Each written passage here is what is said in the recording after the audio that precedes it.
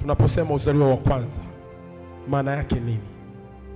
Nini hapa kinachotafutwa kwenye uzaliwa wa kwanza? Tunaposema uzaliwa wa kwanza, tunasemaanisha nafasi. Unakuwa na nafasi mbele za Mungu, unakuwa na nafasi kwenye familia yako.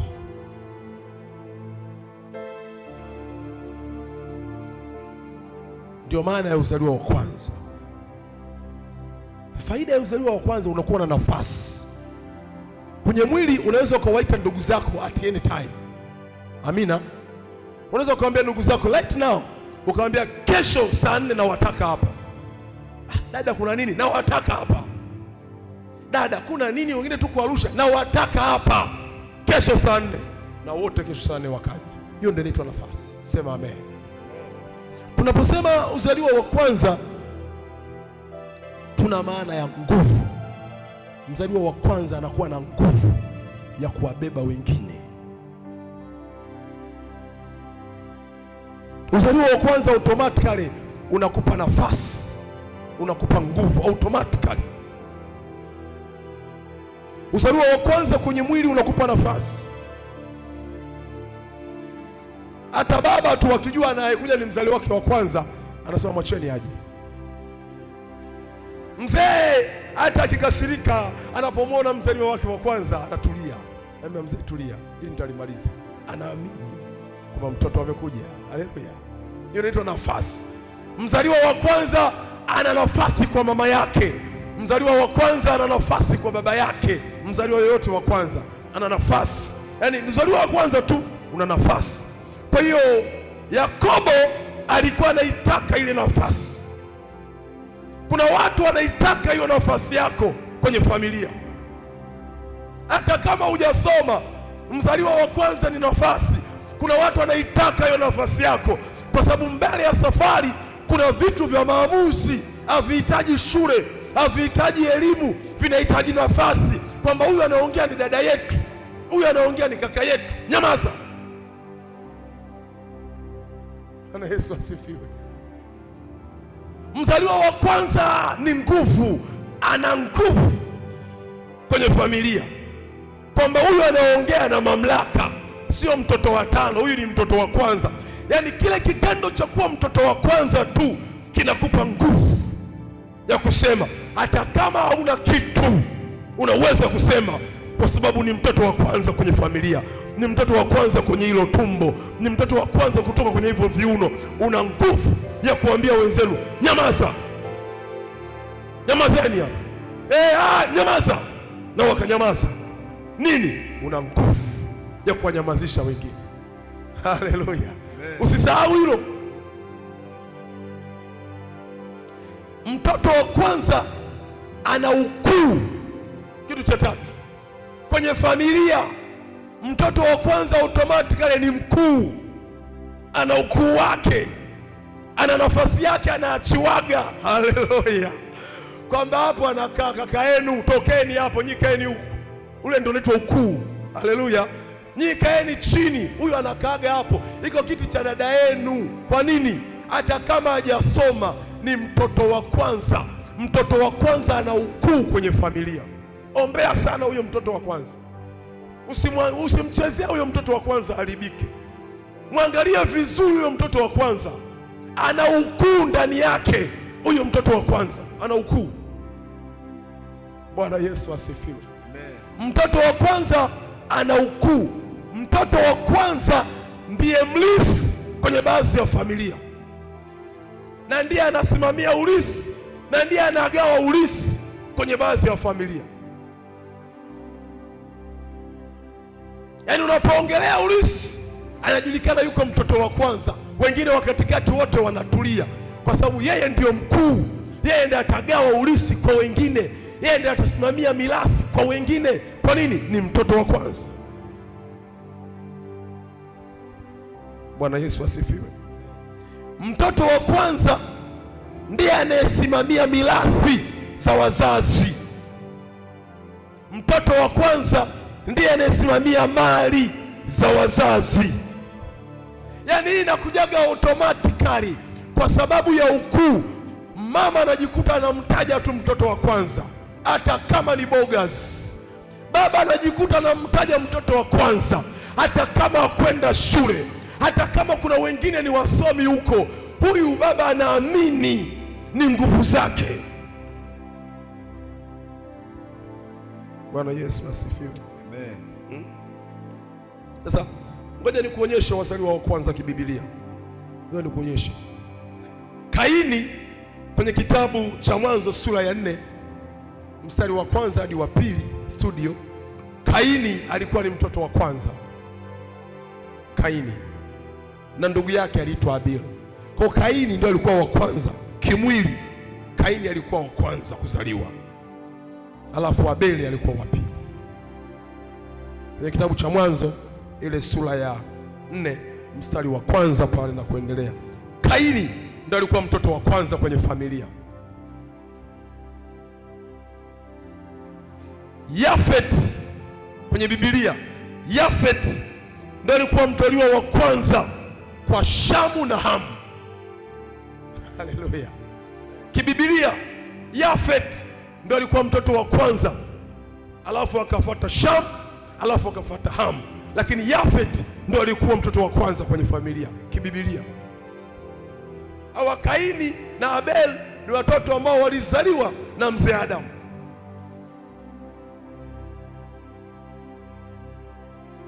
Mzee Nuhu alizaa Yafet, alafu akaja Shamu, alafu akaja Hamu. Au walizaliwa kwenye mzee Nuhu. Haleluya. Kibibilia mwingine alikuwa ni Nahori kwenye tumbo la lililomzaa Ibrahim. Alikuwa Nahori, akaja Abraham, akaja Harani, lakini Nahori ndio alikuwa mkubwa wao wa kwanza kabisa kuzaliwa, alafu akaja Abraham, alafu akaja Haruni. Mwingine alikuwa ni Esau. Alianza Esau, akaja Yakobo tunayemzungumzia. Mwingine alikuwa ni Ishmaeli. Alianza Ishmaeli, alafu akaja Isaka. Ishmaeli ndio alitangulia, akawa mzaliwa wa kwanza, alafu Isaka. Hawa wote nao kutajia walipoteza uzaliwa wa kwanza. Mambo huwa yanabadilika, kuwa makini. Wa mwisho alizaliwa Ruben kwa mzee Yakobo. Alizaliwa mtoto anaitwa nani? Ruben, alikuwa wa kwanza. Alafu wa mwisho wao alikuwa Yusufu. Ruben alipoteza uzaliwa wa kwanza mbele ya safari, Yusufu akapata heshima. Hizi mistake za kidunia, ujanja mbele za Mungu, upiga dili leo moto, kesho wa baridi, Mungu anakutapika na kutoa kwenye line. Sema wewe utavuruga mbele safari, tanivuruga mbele, kaa pembeni. Mungu aliwaleta wakina Kaini wawe viongozi. Mungu aliwaleta wakina Kaini wawe watawala. Mungu alijua watoto wa kwanza kwenye familia hawa ni wa viongozi, hawa ni watu wana sauti. Ndio maana akamleta Kaini, ndio maana akamleta Yafet, ndio maana akamleta Haruni, ndio maana akamleta Ishmaeli, ndio maana akamleta Esau, ndio maana akamleta Ruben. Nimekuambia vizazi vitano hivyo vya Biblia ambao vilikuwa vina watoto wa kwanza wenye nafasi. Nini kilitokea? Walivuruga. Sema walivuruga. Ninakuombea leo usivurugane na Mungu. Ninakuombea leo usikorofishane na Mungu. Ninakuombea leo familia yako isivurugane na Mungu. Hautaipata tena hiyo nafasi. Ukivurugana na Mungu hautaipata tena hiyo neema. Sema amen. Amen. Ukivurugana na Jehova akakutoa kwenye nafasi ya kwanza, akakutoa kwenye nafasi aliyokupa kanisani, akakutoa kwenye nafasi aliyokupa kwenye ibada. Ulikuwa muimbaji, ukavurugana na Bwana, akakutoa kwenye uimbaji. Ulikuwa mtoaji, ukavurugana na Bwana, akakutoa kwenye utoaji. Ulikuwa pasta, ukavurugana na Bwana, akakutoa kwenye upasta. Ulikuwa mzee wa kanisa, ukavurugana na Bwana, akakutoa kwenye nafasi. My friend, aurudi aurudi. Na mistake zingine ni za kipuzi kabisa unazifanya ndani ya nyumba ya Bwana. Sasa wewe fikiria, huyu jamaa anauza haki ya uzaliwa wa kwanza kwa dengu. Dengu kule Waluguru tunaita mange, chibote kule Matombo tunaita chibote. Dengu yaani unakula unakwenda chooni, imeisha, uzaliwa umeondoka.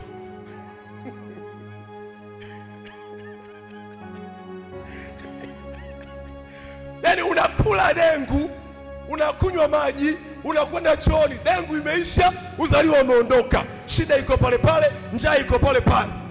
Jamaa akachukua haki, anasema haki ya kazi gani mimi? Uzaliwa wa kwanza nini? Weka dengu hapa nile. Uzaliwa wa kwanza mewa nini? We, kuna mistake utaifanya kwenye kingdom itafunga kila kitu. Kuna watu wanatafuta manabii leo, Mungu anakataa. Kuna watu wanatafuta leo makuhani, Mungu amekataa. Kuna watu wanatafuta maombezi leo, Mungu amekataa. Kuna watu wanapanda ndege wanakwenda Nigeria, wanatenda kutafuta maombezi. Watu wanatoka Dar es Salaam wanakuja Morogoro wanatafuta maombezi. Watu wanatoka Morogoro wanakwenda Dar es Salaam, wamejazana kwenye makanisa wanatafuta maombezi. Mungu amesizi. Kisa ni nini? Waliuza uzaliwa wa kwanza kwenye familia zao, na wajui, wamesahau nini. Mungu alikuamini ukafanya uasherati. Mungu alikuamini ukafanya uzinzi. Mungu alikuamini ukaweka chupa baa kwenye meza afu ukapiga picha mlokole huko umeshika Biblia. Umeweka nne na Biblia iko pale, na watu wanakuja mlokole unamwaga vumbi na chupa za bia. Mungu anasema huyu ndiye nilimwamini huyu, wewe anamwaga vumbi, naondoa. Kwisha. Utaomba, utapiga mikesha mwanangu, hamna kitu. Mwanangu utapiga maombi, hamna kitu. Utaenda Burundi, utakwenda Dar es Salaam, utamaliza makanisa yote kudadadeki, hakuna kitu. Utatoka hapo utasema Mungu yupo Mwanza, utaenda Mwanza watakupaka mafuta, hamna kitu. Utakwenda utapakwa masizi, utaambiwa Mungu huyu ni wa masizi, utapakwa masizi, hamna kitu. Utalishwa majivu mwanangu, utatanuliwa miguu, hamna kitu. Ikabodi, chuma kimeondoka. Ulize Esau hii mistake. Yakobo alijua Esau ana neema ya ukuu. Esau ndio taifa kubwa. Yakobo alijua Esau ndio atakuja kumiliki dunia. Yakobo alijua Esau ndio atakuja kutoa watoto 12. Akasema huyu jamaa nitampiga teketua. Leo kuna watu wanakuvizia kwa sababu ya hiyo neema ya wokovu uliokuwa nayo. Kuna watu wanawinda familia yako, sio kwa kitu kingine, kwa hiyo makofi mnaopiga ndani mkiwa mnaomba kama familia. Kuna watu wanawinda hiyo neema waichinje, mwanze kwenda kwa waganga kama wao. Kuna watu wanawinda hiyo familia, inakaa inaomba, inaenda pamoja kanisani, inakaa pamoja kwenye mfungo, inakaa pamoja kwenye shida, mnajadiliana, mnasema ngoja tuombe. Kuna watu wanachinja hiyo neema, wanaomba hata kesho hiyo neema ife, muende wote kwa waganga. Chunga alichokupa Mungu, linda alichokupa Mungu, tunza alichokupa Mungu kwa wivu. Kitunze kwa wivu alichokupa Mungu, anahesabu nacho. Unaweza kuwa uone faida ya wokovu leo, lakini kesho itawasaidia wanao. Wataita mara moja, Mungu atashuka, kwa sababu baba yao ulikuwa mtoaji, baba yao ulikuwa msaidizi, baba yao ulimjua Mungu mapema. Watoto wako watalala na njaa. Unajiona leo una maana, lakini kuna watoto wako wataita Mungu wa baba yetu, atakuja atawasaidia. Chunga kwa wivu kama kiongozi wa familia alichokupa Mungu leo. Chunga kwa wivu. Watoto wa Esau hata mmoja hawajatajwa kwenye Biblia. Chunguza vizuri. Huyu aliyekuwa mzaliwa wa kwanza, watoto wake hata mmoja hawajatajwa kwenye Biblia. Uzao wake umeishia hapo hapo, alipouza uzaliwa wa kwanza. Chunga ulicho nacho, chunga alichokupa Mungu, kilinde kwa wivu.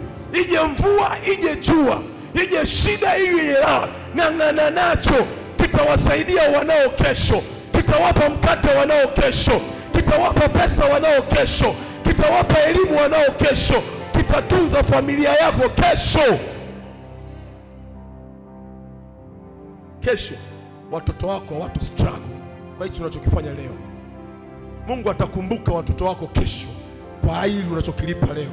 Kuna kitu leo unakilipa kwenye ulimwengu wa roho, kitawasaidia wajukuu zako. Kuna kitu leo unakilipa wewe kwenye ulimwengu wa roho. Kuna barabara unaipasua wewe leo. Usichoke na kuambia, usikate tamaa na kueleza, usiache maombi na kuambia, usiache kutoa sadaka na kusitiza. Kuna njia leo unaipasua, watoto wako watapita polepole. Wewe leo na struggle, watoto wako watu struggle. Wewe unatafuta chakula, watoto wako watatafuta chakula. Wewe unashinda njaa, watoto wako watachezea vyakula hapa mjini. Si hapa watoto 12 wa mzee Yakobo wanaelezwa vizuri kwenye sura ya 49, wanaelezwa taratibu. Watoto wa Esau hata mmoja wamesaulika kwa kosa la baba yao kuuza haki ya uzaliwa wa kwanza kwa demu. Mungu akaona una maana kabisa, akafuta kizazi hicho. Ninakuombea kwa Mungu asikufute wewe na watoto wako katika jina la Yesu. Mungu asifute familia yako katika jina la Yesu. Mungu asifute watoto wako katika jina la Yesu. Mungu asifute shughuli zako katika jina la Yesu. Mungu asilifute jasho lako katika jina la Yesu. Mungu asifute biashara zako katika jina la Yesu. Mungu asifute mashamba yako katika jina la Yesu. Mungu asifute mifugo yako katika jina la Yesu. Shika sadaka, kimbiza madhabahuni, sema Bwana unikumbuke, usifute uzao wangu. Chukua sadaka mapema, kimbiza madhabahuni. Ungekuwa umeshafika. Kuna kitu kinatendeka kwenye ulimwengu wa kiroho masaa haya. Kuna kitu kinatokea kwenye ulimwengu wa kiroho masaa haya. Ungekimbia madhabahuni kwa haraka, ukachukua ulinzi wa watoto wako, ukachukua ulinzi wa wajukuu zako. Watoto wako watajwe Tanzania.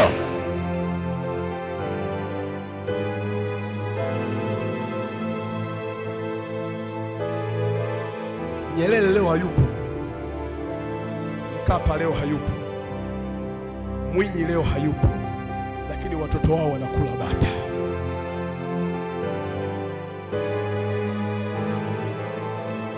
Nyerere leo hayupo, Kawawa leo hayupo, Kawawa hayupo. Kawawa kwenda shule. Kawawa alikuwa ni mcheza kolokolo pale Manzese na Kariakoo, alikuwa mcheza disco Kawawa, lakini ndiye alikuja kuwa waziri mkuu wa Tanzania. Kwa nini? Aliambatana na mwenye neema Julius Kambarage Nyerere. Watoto wa Kawawa leo wanakula bata, wanakula nchi hii kwa sababu baba yao alilipa gharama. Usiache kulipa gharama kwenye kingdom, usizuie kulipa gharama kwenye kingdom kwa ajili ya kutengenezea maisha watoto wako. Watoto wa Yakobo wanatajwa, na ndio leo linaitwa taifa la Israeli. Watoto wa Esau wamesaulika. Mzaliwa wa kwanza amekwenda chini, mzaliwa wa pili ameinuka. Ninakuombea kwa Bwana, Mungu akuinue, Mungu ainue watoto wako, Mungu ainue biashara zako, Mungu ainue familia yako, Mungu akuinue, Mungu akuinue, Mungu akuinue.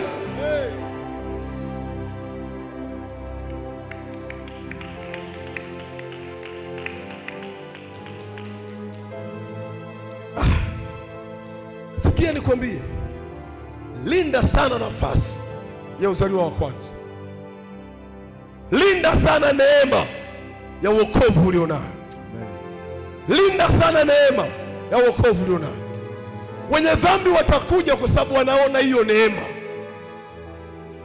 Wazinzi watakuja kwa sababu wanaiona hiyo neema. Waisharati wanataka kukugombanisha na Mungu, wako njiani.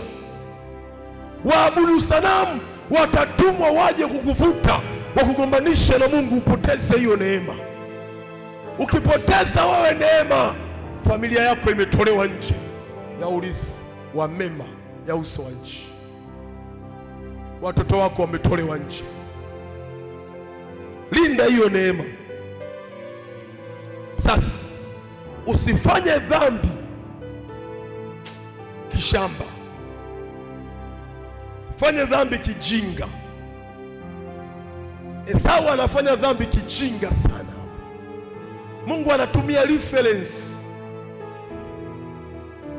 Mungu anatumia reference ya Esau kukionyesha kizazi hiki kuna mistake ndogo tu utaifanya itagharimu vizazi na vizazi. Kosa lake hapa lilikuwa ni nini? Hakutukana. Kosa lake hapa lilikuwa ni nini? Hakwenda kwa waganga. Kosa lake hapa lilikuwa ni nini? Hakuzini. Kosa lake hapa lilikuwa ni nini? Hakunywa pombe. Kosa lake hapa lilikuwa ni chakula. Chakula. Aliuza utu na uzaliwa wa kwanza kwa chakula. Sembuse wewe, uko tayari uuze uzaliwa wa kwanza kwenye wokovu kwa waganga wa kienyeji? Uko tayari familia ipite kwenye shida kwa pombe? Uko tayari familia iteketee kwa anasa? Uko tayari familia iteketee kwa kuendekeza uasherati? Uko tayari familia ipate shida kwa kuendekeza wanawake wa nje, kwa kuendekeza wanaume wa nje, kwa kuendekeza vimada? Leo kuna familia zinapata shida. Leo kuna familia zinasafa. Leo kuna watoto hawapati mahitaji yao. Leo kuna singomaza kwa sababu kuna watu waliendekeza starehe. Familia zinaangamia. Kuna watoto hawaendi shule kwa sababu kuna mtu mmoja aliaminiwa akawa baba wa hiyo familia, akaingia kwenye ujinga. Kuna mtu mmoja aliaminiwa akapewa dhamana ya kuwa mama wa hiyo familia, akaacha umama, akaingia kwenye ujinga. Familia imepanganyika. Watoto wanalelewa na mashangazi, watoto wanalelewa na wajomba, watoto wanalelewa boarding school. Familia imesambaratika. Wengine wanalelewa huko, wengine wanalelewa kule, wengine wanalelewa ujombani. Watoto hawaongei lugha moja. Huyu kachukuliwa na yule, huyu kachukuliwa na yule, huyu kachukuliwa na huyu. No unit. Shetani kapita katikati, kapasua familia, kaivuruga familia, kaichanganya familia. Hao watoto wakikua hawatasaidiana kwa sababu kila mmoja amelelewa kwenye kacha yake. Hao watoto wakikua hawataitana pamoja kwa sababu kila mtu amelelewa kivyake vyake. Hawakuwa na umoja. Kwa nini? Kuna mmoja kwenye familia aliuza uzaliwa wa kwanza kwa shetani. Kuna mmoja kwenye familia aliuza uzaliwa wa kwanza kwa pombe. Kuna mmoja kwenye familia aliuza uzaliwa wa kwanza kwa anasa za dunia. Kuna mmoja kwenye familia aliuza uzaliwa wa kwanza kwa siri bila wenzake kujua. Leo nasema huko na familia yako kuna vituko unavifanya kwa siri. Leo unasema huko na familia yako kuna vituko unavifanya sirini. Hivyo ndio vinauza familia. Hivyo ndio vinagawa familia. Hivyo ndio vinapasua familia kesho. Kuna watu watapata shida kesho kwa ujinga unaofanya leo. Kuna watu hawatakwenda makanisani kesho. Kuna watu hawataokoka tena kesho kwa ujinga unaofanya wewe leo. Sema Bwana nisaidie. Sema Bwana nirehemu. Bwana zirehemu familia. Bwana zirehemu familia. Bwana zirehemu familia. Hebu angalia kitabu cha Mwanzo. Niwekee kitabu cha Mwanzo sura 49 mstari wa kwanza mpaka wa 4. Uangalie Rubeni alivyokosa kuwa mzaliwa wa kwanza. Angalia ujinga aliofanya Rubeni. Rubeni ndio alikuwa na nafasi. Rubeni ndio alikuwa mzaliwa wa kwanza. Rubeni ndio alikuwa kila kitu. Neno linasemaje? Yakobo alipokuwa mzee alikuwa na watoto 12. Yakobo alikuwa na familia. Mungu alimpa familia Yakobo ya watoto 12. The moment Yakobo anakwenda kufa, he calls his son and daughters. Yakobo akawaita watoto wake. Msikie Yakobo anachokisema. Yakobo akawaita wanaye akasema, kusanyikeni enyi niwaambieni yatakayowapata siku za mwisho. Sema siku za mwisho. Sema siku za uzee. Sema siku za mwisho. Siku za mwisho. Siku za mwisho. Chunga sana siku za mwisho familia yako iendelee kumjua Mungu. Chunga sana siku za mwisho familia yako iendelee kuomba pamoja. Usilizike leo familia yako inavyoomba. Chunga sana siku za mwisho familia yako iendelee kuwa na umoja. Chunga sana siku za mwisho familia yako iendelee kuliitia jina la Mungu. Chunga sana. Kuna watu wamebadilika leo, walianza na Mungu, leo wako na waganga. Walianza na Mungu, leo wako kwenye madangulo. Walianza na Mungu, leo wako kwenye usharati. Walianza na Mungu, leo ni walevi. Chunga sana, chunga sana, chunga sana. Wewe kiongozi wa familia, wewe memba wa familia uliyepo hapa, chunga sana siku za mwisho. Linda hiyo familia iendelee kuwa salama. Mungu amekupa hiyo familia, iendelee kuiweka madhabahuni. Mungu amekupa hiyo familia, iendelee kuificha kwenye madhabahu. Mungu amekupa hiyo familia, chunga sana isiparanganyike machoni mwako siku za mwisho. Yakobo akawaita wanawe. Mstari wa 2, sikia anachowaambia wanawe. Kusanyikeni msikie, enyi wana wa Yakobo, enyi familia ya Yakobo, enyi familia ya Yakobo. Familia ninakuombea. Familia ninakulilia kwenye madhabahu. Familia ninakuombea. Familia yoyote uliopo hapa una familia, chunga sana, ifiche familia yako kwenye madhabahu. Shetani yuko kazini. Ficha watoto wako kwenye madhabahu. Ficha mkeo kwenye madhabahu. Ficha mumeo kwenye madhabahu. Ficha hiyo familia kwenye madhabahu kwa sadaka. Ficha hiyo familia kwenye madhabahu kwa matoleo. Ficha hiyo familia kwa madhabahu kwa maombi. Ficha, lipa gharama wewe kuja hapa ibadani. Wewe ndio ulipe gharama kuja ibadani, unaificha hiyo familia. Unapokuja ibadani unaficha watoto wako. Unapokuja ibadani unaficha familia yako. Unapokuja ibadani unaficha mwisho wa watoto wako. Unalipa gharama leo kwa ajili ya wasiokuwepo. Mstari unaofuata, msikilize mzee Yakobo. Anaanza na Rubeni. Anaanza na Rubeni. Kuna mistake Rubeni aliifanya akiwa ni mzaliwa wa kwanza. Alipanda kwenye kitanda cha baba yake na wake za mama yake. Kuna mistake aliitenda Rubeni, mzee akaiona, akaikaushia, akaisubiri siku ya mwisho anataka kuondoka, ndo akampasua. Chunga sana, chunga sana, chunga sana. Mistake unazozifanya leo zisiwanyime watoto wako haki kesho.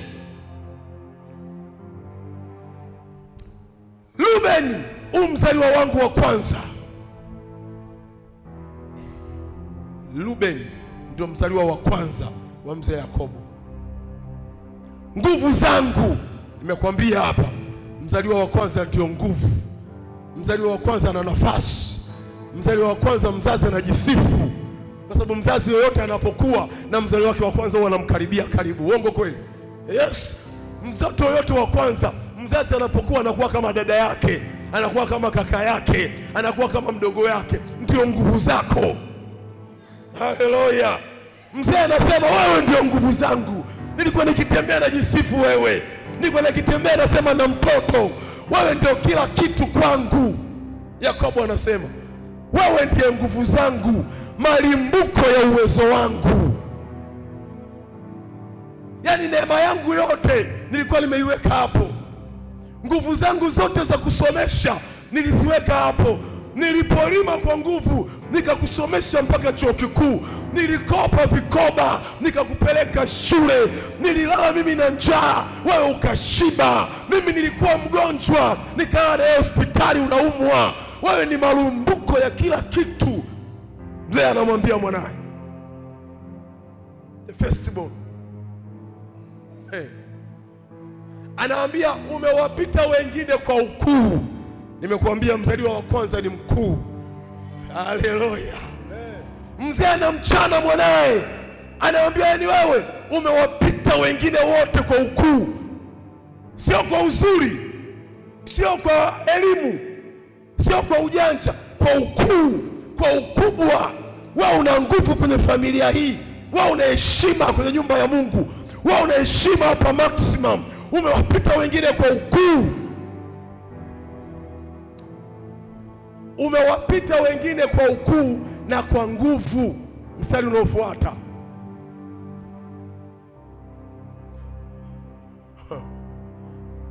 umeruka mpaka kama maji.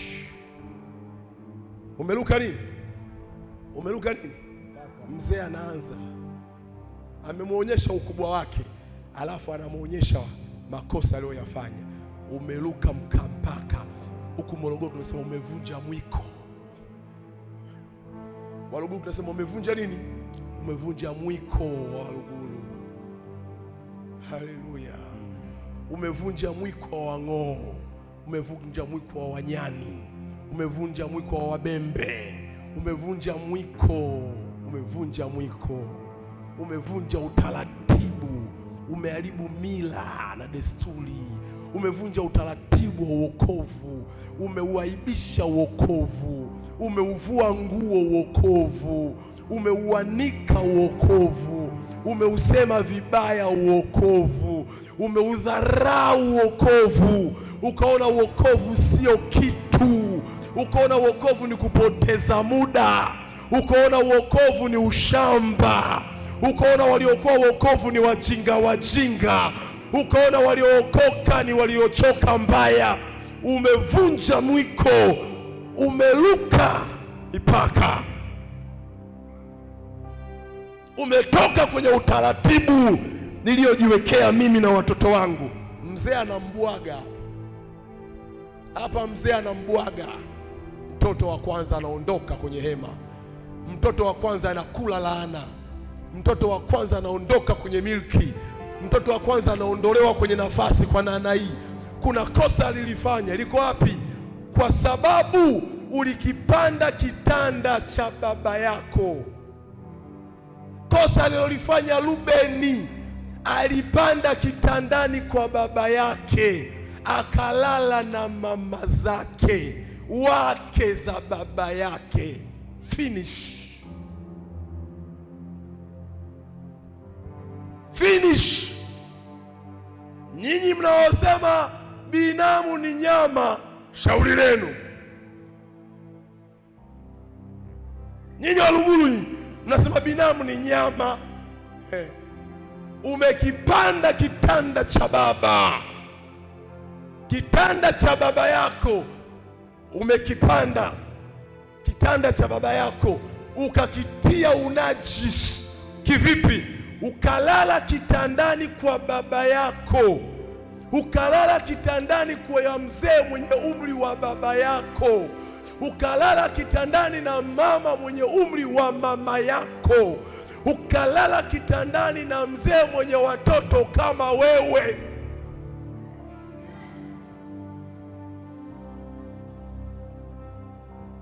Ndio kinachokusumbua leo, ndio kinachokusumbua leo. Umevunja miko ya Kitanzania, ndicho kinachokupiga leo. Hicho ndicho kilichomtoa Rubeni kwenye nafasi ya uzaliwa wa kwanza kwenye taifa la Israeli. Mzee anamkana, mzee anamtema, mzee anampiga chini. Kwa mila za Kiyahudi haufai tena, sembuse kwa mila za Kilokole.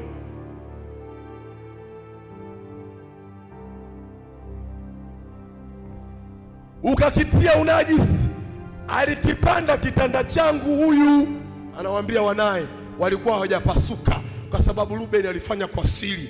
Wadogo zake walikuwa wajui kwamba Rubeni lala na mama zao.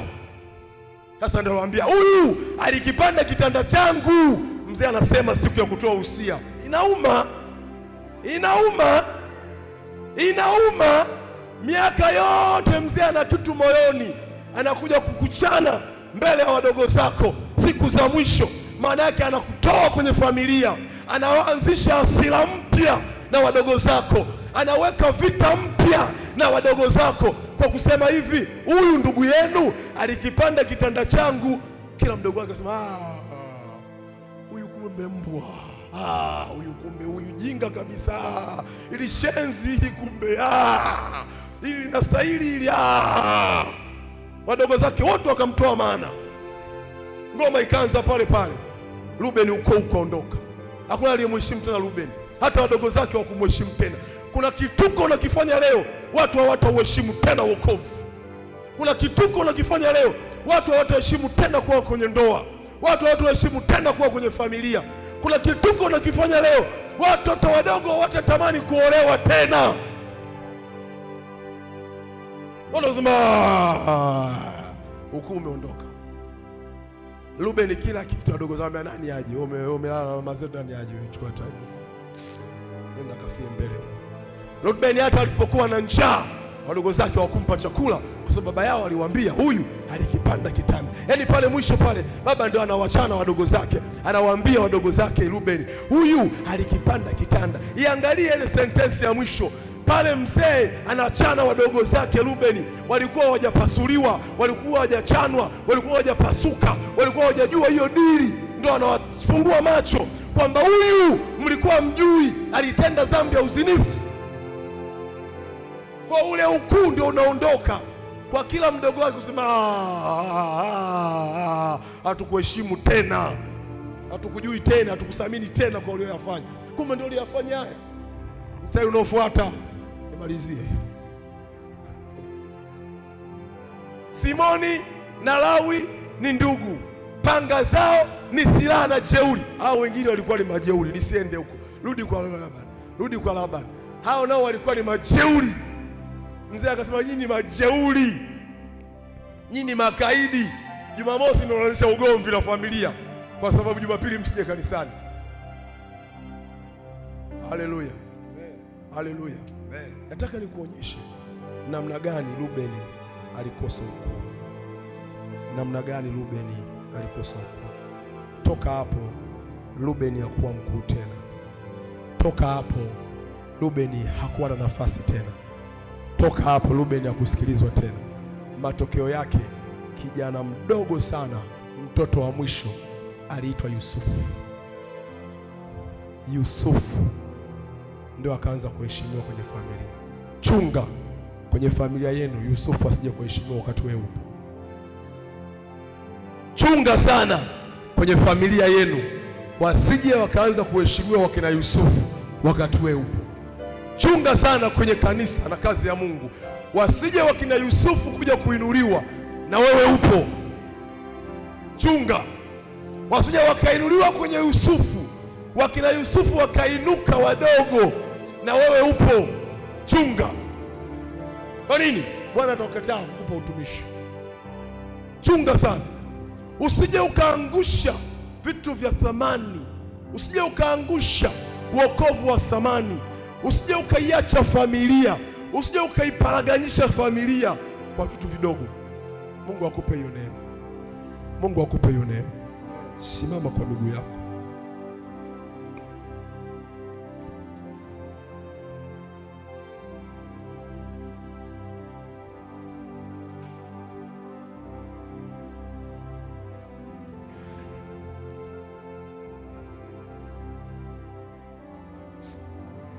Esau akupata nafasi ya kutubu, akupewa hiyo nafasi. Kaini akupewa nafasi ya kutubu, akupata hiyo nafasi. Chunga sana, kuna mistake utafanya au utapata nafasi ya kutubu mbele za Bwana. Mbingu haitakuamini tena. Ruben kwenye kile kikao, jinsi wa ndugu zake walivyomzomea, hakupata nafasi ya kutubu. Nafasi ikaondoka ikaenda kwa Yusufu. Nimekuja kukuambia chunga sana, kuna mistake utaifanya, utakosa nafasi ya wokovu ya kutubu. Nataka uende mbele za Mungu chini kwa magoti, umwambie Bwana samehe. Kama kuna mahali popote ulihatarisha nafasi yako ya wokovu mbele za Mungu, Mungu asije akamweka mtu mwingine badala yako hapa kanisani. Mungu asije akaiondoa familia yako hapa kanisani. Mungu asije akaiondoa familia yako kwenye nafasi. Chunga sana, chunga sana. Nataka umwambie Mungu samehe, rehemu. Kama kuna mistake yoyote kwenye familia yako, patana na Mungu masaa. Patana na Mungu masaa. Patana na Mungu masaa. Mtu mmoja amwambie Mungu samehe. Kama kuna kosa lolote, ulijaribu kuuza nafasi yako ya wokovu kwa ugali, kwa miungu, kwa pombe, kwenye uzinzi, kwenye uasherati, ulijaribu kuuza nafasi yako mbele za Mungu, mwambie Mungu samehe. Chunga sana. Kuna makosa uliyafanya ya kipuzi, chunga sana. Kuna dhambi unazifanya za kimazoea, chunga sana. Nimekuja kukuambia leo, omba toba, omba toba, omba rehema, omba rehema. Usije kuwa kama Esau kwenye familia, usije kuwa kama Esau kwenye familia, usije kuwa kama Rubeni kwenye familia, usije kuwa Rubeni wa leo kwenye familia. Mbingu zisinyamaze kwa ajili yako, mbingu zisije zikakataa watoto wako. Rubeni hakuna mahali amesikika tena, Esau hakuna mahali amesikika tena, watoto wa Esau hakuna mahali wametajwa tena, kwa mistake ambayo baba yao waliifanya ya kuuza uzaliwa wa kwanza. Usiuze hiyo neema ya wokovu, usiuze huo uaminifu ambao baba yetu wa kiroho Apostle Kevin Wambura amekupa moyo wake. Mama yetu wa kiroho amekupa neema yake. Usiuze hiyo neema yake, usiuze hiyo neema yake, usiuze hiyo neema aliyokupa Mungu ya wokovu kwa dengu. Usiuze. Mwambie Bwana samehe. Mpaka mtu mmoja apige kelele, mwambie Bwana samehe. Samehe nyumba yangu, samehe watoto wangu, samehe familia yangu, samehe maisha yangu, samehe maisha yangu, samehe maisha yangu. Mtu mmoja mwambie Mungu kwa uso. Mtu mmoja awe serious mbele za Bwana. Mtu mmoja apomoke mbele za Bwana. Mtu mmoja apomoke mbele za Bwana. Mtu mmoja amwambie Mungu kwa moyo unyenyekevu. Mtu mmoja amwambie Mungu kwa machozi. Mtu mmoja amwambie Mungu kwa machozi. Ninasikia mtu mmoja amwambie Mungu kwa machozi, samehe. Mtu mmoja amwambie Mungu kwa machozi, narudi. Nilipotelea mbali, sasa narudi. Mtu mmoja amwambie Bwana kwa machozi, narudi sasa. Mtu mmoja amwambie Bwana kwa machozi, niamini tena. Mtu mmoja amwambie Mungu kwa machozi, narudi. Mtu mmoja apomoke mbele za huyu Mungu, amwambie Bwana usiniache, usinitoe kwenye uzao, usiondoe uzaliwa wa kwanza kwangu, usiondoe neema hiyo kwako. Mungu asije akaondoa hiyo neema kwako. Mungu asije akaondoa hiyo neema kwako. Mungu asije akaondoa hiyo neema kwenye nyumba yako. Mungu asije akaondoa hiyo neema kwa watoto wako. Mungu asije akaondoa hiyo neema kwa mumeo. Mungu asije akaondoa hiyo neema kwa mkeo. Mungu asije akaondoa hiyo neema kwenye familia yenu. Mungu asije akakusahau. Mungu asije akakusahau. Mungu asije akakusahau. Kazi kubwa umefanya ni kweli, lakini Mungu asije akakusahau. Mistake moja usimfanye Mungu akaja akakusahau, akaja kuwasahau watoto wako. Watoto wako wasije kusahaulika, uzao wako usije ukasahaulika, uzao wako usije ukawa masikini, uzao wako usije ukawa masikini, uzao wako usije kuwa masikini, uzao wako usije ukasahaulike. Usisahaulike mbele za Bwana. Kazi unayoifanya mbele za Bwana itunze kwa uaminifu. Usiache hiyo kazi, kazi aliyekupa Bwana, usiache hiyo kazi. Familia yako itanufaika, watoto wako watanufaika, jamii yako itanufaika, uzao wako utanufaika, wajukuu zako watanufaika. Usiache hiyo kazi.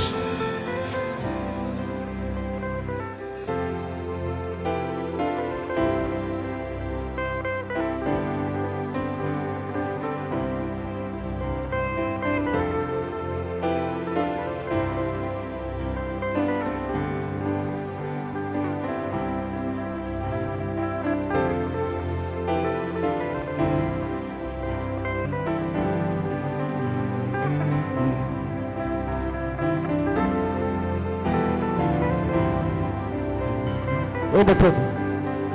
Ombea familia yako toba. Ombea familia yako rehema. Ipeleke familia yako mbele za Mungu. Ipeleke familia yako madhabahuni sahihi. Omba toba. Omba toba. Wewe ndio mzaliwa wa kwanza uliokoka. Omba toba. Omba toba. Usije ukasahaulika.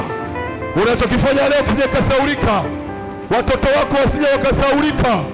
Usije ukaomba mbingu ikanyamaza. Mbingu isije ikakufikisha hapo. Mbingu isije ikakusahau. Umefanya kazi kubwa mbele za Bwana. Mbingu isije ikakusahau kesho kwa makosa madogo unayotaka kuyafanya, mistake unayotaka kuifanya leo. Mbingu isije ikasahau watoto wako. Omba toba, omba toba, omba toba. Mwambie Mungu samehe, samehe, samehe. Usije ukaomba mbingu ikanyamaza. Usije ukatafuta manabii. Usije ukabadilisha mitume. Usije ukabadilisha waombaji. Omba toba, omba toba, omba toba, omba toba, omba toba, omba toba, omba toba, omba toba, omba rehema. Ipeleke familia, ombea familia, ombea familia, ombea familia, ombea familia.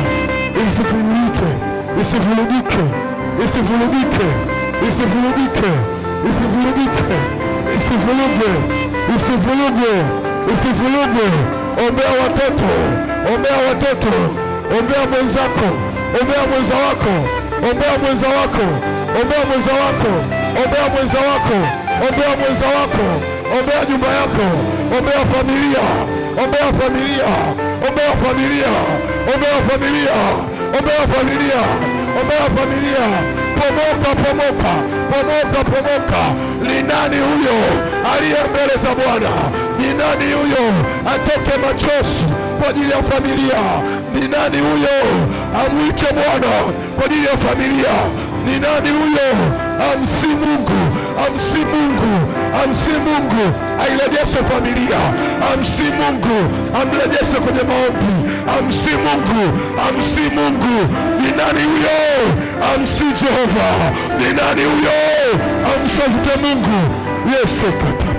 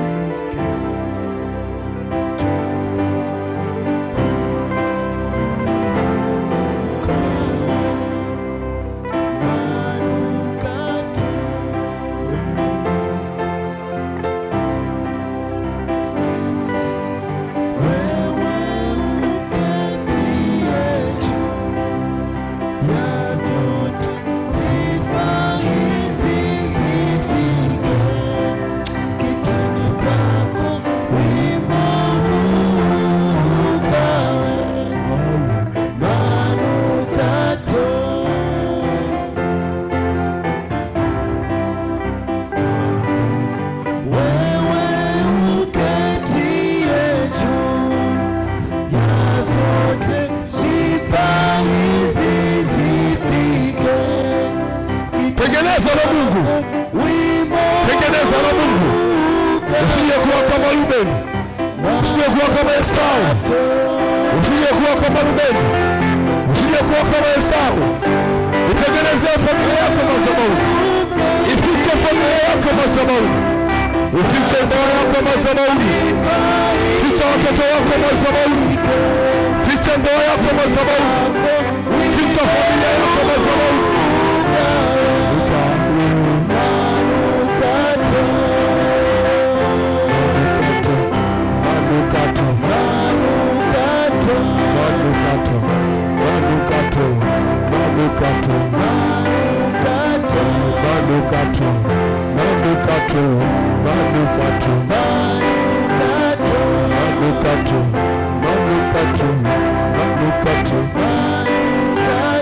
Manukato.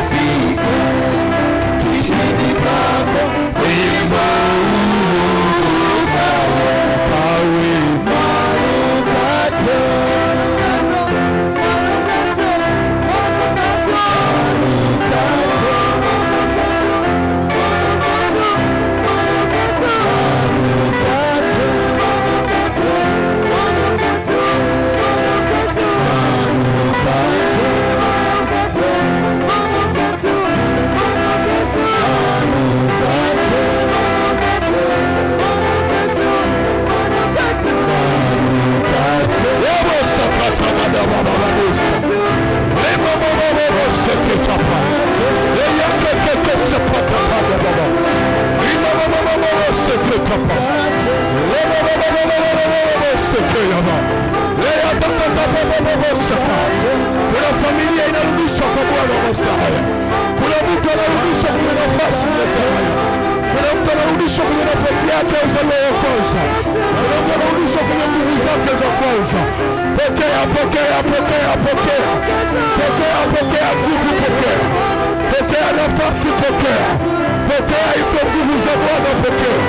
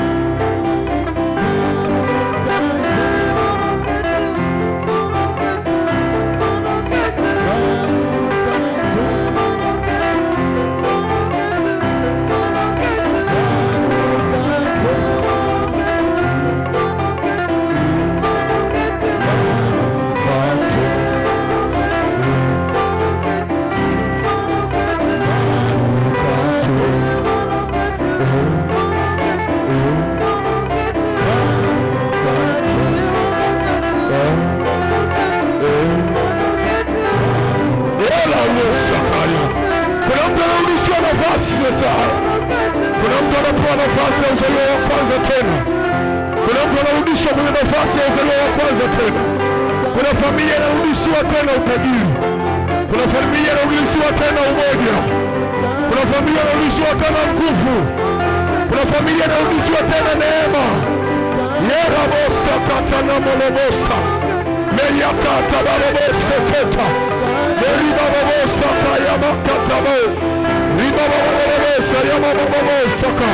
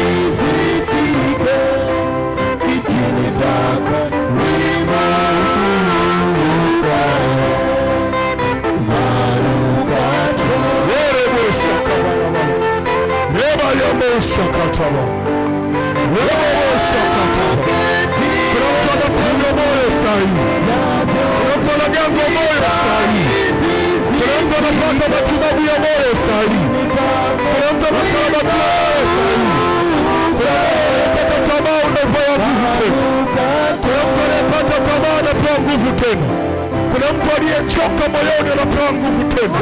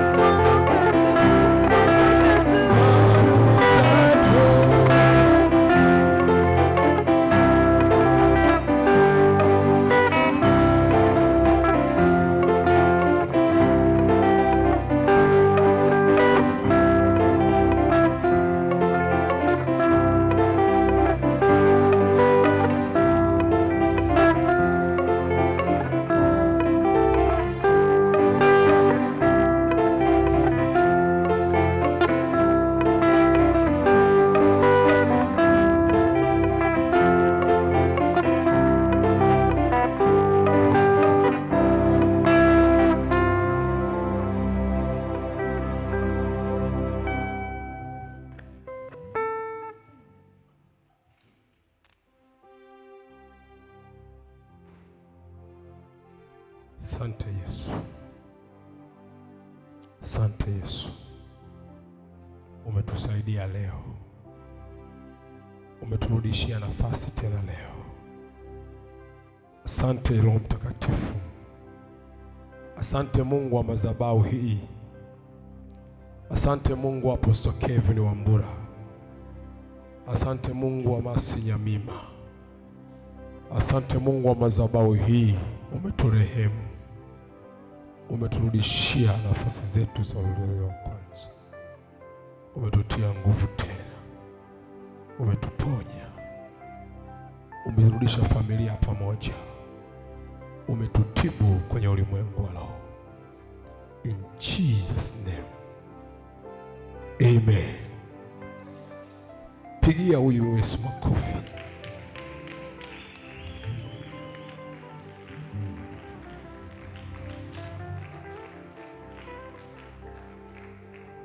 Tunza sana hiki ambacho Mungu amekirejesha kwako leo. Utaanza kuona mabadiliko makubwa kuanzia sasa ya kiimani. Chunga hiki ambacho Mungu amekupa tena leo. Kilinde kwa wivu mkubwa. Utaanza kuona mabadiliko makubwa. Nafasi ambayo ulikuwa nayo mwanzo iliyopotea, utaanza kuona inarudi. Utaanza kuona milango inafunguka kwa sababu ya ile nafasi. Utaanza kuona kibali kwa sababu ya ile nafasi. Utaanza kuona ukuu kwa sababu ya ile nafasi. Utaanza kuona unaita vitu vinakuja kwa sababu ya ile nafasi. Utaanza kuona unapewa heshima na watu kwa sababu ya ile nafasi. Utaanza kuona watu wanakuinamia kwa sababu ya ile nafasi uliyokuwa nayo mwanzo. Utaanza kuona unapewa vitu, unapewa pesa, unapewa biashara usimamie. Utaanza kuona unarudishwa tena, unapigiwa tena simu, unaitwa kwenye vikao, unapewa tena nafasi ya kuongoza vikao. Bwana amekurudisha tena kwenye ile nafasi yako ya ukuu, kwenye ile nafasi yako ya mwanzo uliokuwa nayo. Linda hiyo nafasi kwa wivu. Linda hiyo nafasi isipotee. Linda hiyo nafasi isiharibike tena. Linda hiyo nafasi isiharibiwe tena. Ilinde kwa maombi, ilinde kwa sadaka, ilinde kwa fungu la 10, ilinde kwa kuwa madhabahuni wakati wote, ilinde kwa kusoma Biblia, ilinde kwa kuiheshimu madhabahu yako. Taona utakuwa unaenda juu wakati wote. Watoto wako watapata heshima, watoto wako wataheshimiwa, watoto wako wataitwa majina makubwa, watoto wako watapata fadhili katika nchi. In Jesus name, sema amen. Chukua mafungo yako ya 10, chukua dhaka, chukua zabihu zako, na kama ulipewa bahasha yoyote na nabii, ikiwa ni bahasha ya sadaka za redio, peleka madhabahuni mwenyewe.